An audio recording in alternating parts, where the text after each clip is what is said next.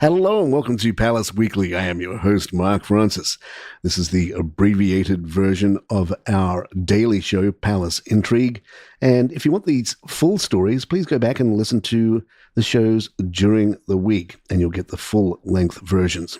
So let's take a look back at last week's royal news. Meghan Markle, the former podcaster and cooking show host, has announced the return of her sold-out rosé, this time with a fresh 2024 vintage. Released under her lifestyle brand as ever, the Napa Valley wine will be back in stock next week following the swift sellout of the 2023 edition earlier this month. Meghan shared the news via an as-ever newsletter along with a warm note reflecting on summer, sunshine and the joy of clinking glasses with friends. Now it's time for us to fill your glass, the message read, describing the 2024 rosé as an elegant medley of delicate yet memorable flavor, and calling it the perfect companion for sunset dinners, barefoot or dressed to the nines. Meghan may be sitting on a retail gold mine if she can just keep it stocked. New analysis suggests her lifestyle brand, as ever, could have pulled in as much as $4.5 million in a single week had supply met demand. The Duchess of Sussex launched the venture with a modest drop of jams and teas back in April, followed by another release in June and a Napa Valley rosé in July, all of which sold out in minutes. According to Newsweek, the As Ever website saw 500,000 page views during that second product drop, giving us a glimpse of the intense consumer interest. If every visitor had purchased just the cheapest item, a $9 raspberry jam, that alone would have equated to $4.5 million in sales. Secret vacations may be all the rage as Prince Harry has reportedly gone off the grid during a deeply personal return to southern Africa, revisiting places tied to his mother's legacy and reconnecting with someone he calls Mom. Harry reportedly began his journey in Angola earlier this month, walking through Africa's largest active minefield in Quito Cuanavale, echoing Princess Diana's landmark 1997 campaign to ban landmines. According to a report in the Mail on Sunday, Harry extended his visit into a week-long retreat, traveling next to Botswana, where he spent time with Tanya Teague Jenkins, a wildlife conservationist whom he has described as a mother figure. During this leg of the trip, Harry was said to have gone completely off comms for 2 days, turning off his phone and stepping away from emails to find some peace and quiet. A source said this time he took some more time and space, enjoying total peace of mind and being somewhere so remote that he couldn't even get emails or texts or calls. Harry is reportedly taking a step toward thawing relations with the royal family by offering to share his official diary of engagements, a move intended to prevent future clashes over publicity and perhaps pave the way for a face-to-face meeting with King Charles later this year. According to the Mail on Sunday, Harry's decision follows last month's tension over his visit to Angola. His emotional retracing of Princess Diana's historic walk through a minefield drew widespread media attention, unfortunately at the expense of Queen Camilla's 78th birthday portrait, which was promptly overshadowed in the headlines. It seems Prince Harry and Meghan Markle may be finding a new royal court, this time in Palm Beach. According to Radar Online, the Duke and Duchess of Sussex are growing increasingly close to Brooklyn Beckham and Nicola Peltz, who have reportedly extended an open invitation for Harry and Meghan to spend their summers at the couple's lavish Florida compound. The friendship appears to be more than just a beachside cocktails and casual catch-ups.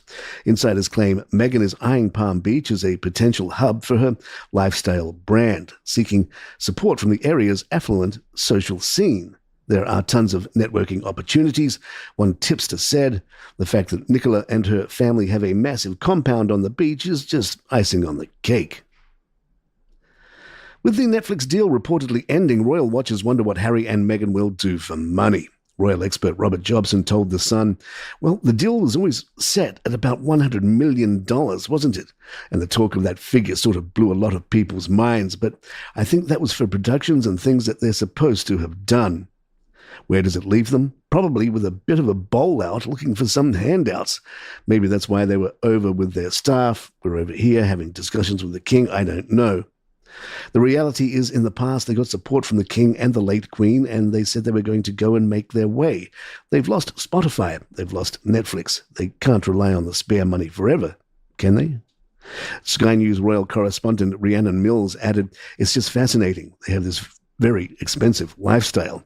They have to pay for their security, pay for that big mansion. How do you kind of keep that money coming in?"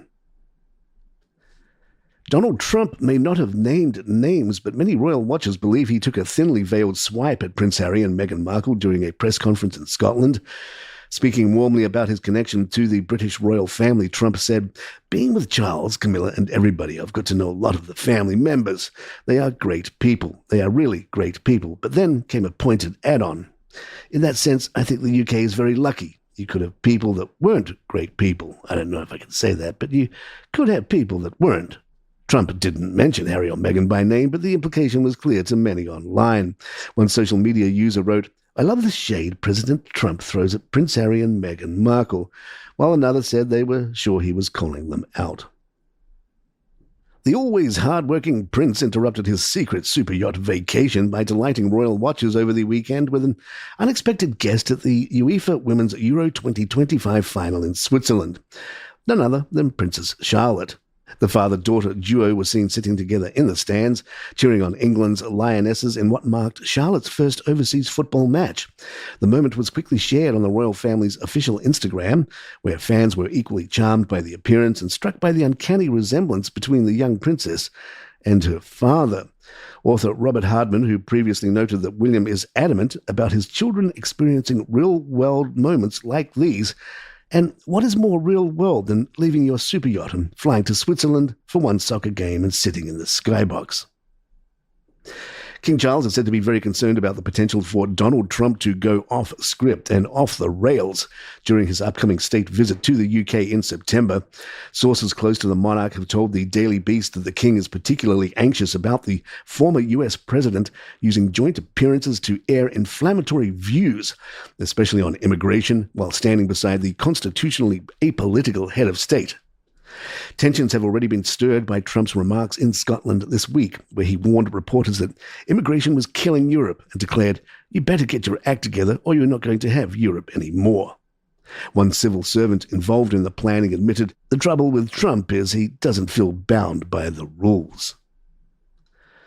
Prince William may be the future king, but it seems Princess Anne wished he'd pull a bit more royal weight in the meantime. In a new profile ahead of her 75th birthday, the Sunday Times reports that Anne is quietly irritated that she's still handling the bulk of investiture ceremonies. These formal occasions where honours are handed out, especially since William lives just down the road from Windsor Castle, where many of these events are held. She's still doing most of the investitures at Windsor, even though William lives there. It annoys her, a source close to the princess told the paper.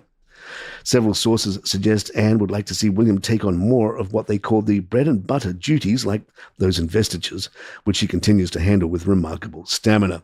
Only three royals, King Charles, Anne, and William, can lead such ceremonies, and while Charles is juggling his own reduced schedule and health issues, and William is either on vacation or managing a tightrope of royal responsibilities and family life, it's Anne who keeps quietly shouldering the load.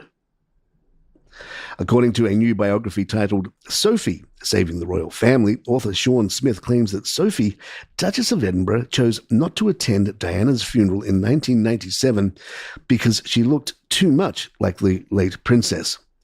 She had an obvious and reasonable excuse, a palace source reportedly told Smith. Sophie decided it would be too upsetting for the crowd if she went. She's well aware that she looks like Princess Diana from a distance and made her decision in a caring and thoughtful way. The royal family fully supported her. At the time, Sophie was still Sophie Rhys-Jones, the future wife of Prince Edward. She was often compared to Diana due to their similar cropped blonde hair and striking blue eyes, a resemblance Sophie herself acknowledged. "I don't deny that we do look alike," she once said in the 1990s, "but I could never compete with Diana's image. I'm not Diana." More palace in just a moment. In a striking tribute blending British tradition with rock history, the band of Coldstream Guards performed Black Sabbath's Paranoid outside Buckingham Palace, honouring the late Ozzy Osbourne. The unexpected musical moment unfolded as thousands of fans lined the streets of London for the singer's funeral procession. Osbourne, the heavy metal pioneer known globally as the Prince of Darkness, died on July 22nd at the age of 76. An emotional Sharon Osbourne was joined by the couple's children, Jack, Kelly and Amy, as they paid their respects during a city centre parade before laying floral tributes at the Black Sabbath Bridge. Could your surname hint at royal blood? My Heritage thinks so. The genealogy platform has released a list of 35 surnames that might suggest a noble or royal connection, encouraging curious users to trace their family history and perhaps uncover a link to the crown. Names like Windsor, Tudor, Stuart, and Plantagenet all make the list, unsurprising given their deep ties to British monarchy, but others such as Darcy, Percy, Neville, and Spencer may also signal aristocratic ancestry. The list spans centuries and borders, including houses like Bourbon, Romanov, Medici, Orange Nassau, and whether you like it or not, Sussex. And there you have it. If you'd like to email us, our address is thepalaceintrigue@gmail.com. Please follow us on Spotify, Apple, or the app of your choice, and leave us a nice review if you're enjoying the show. Don't forget there is a new episode of Crown and Controversy out today. Check it out wherever you get your podcasts like this one. It's just a pickup of where The Crown on TV kind of left off. And you should enjoy this podcast. It's brought to you by your family here at Calaroga Shark. Check it out, Crown and Controversy. I'm Mark Francis. My thanks to John McDermott. This is Palace Intrigue, and good times.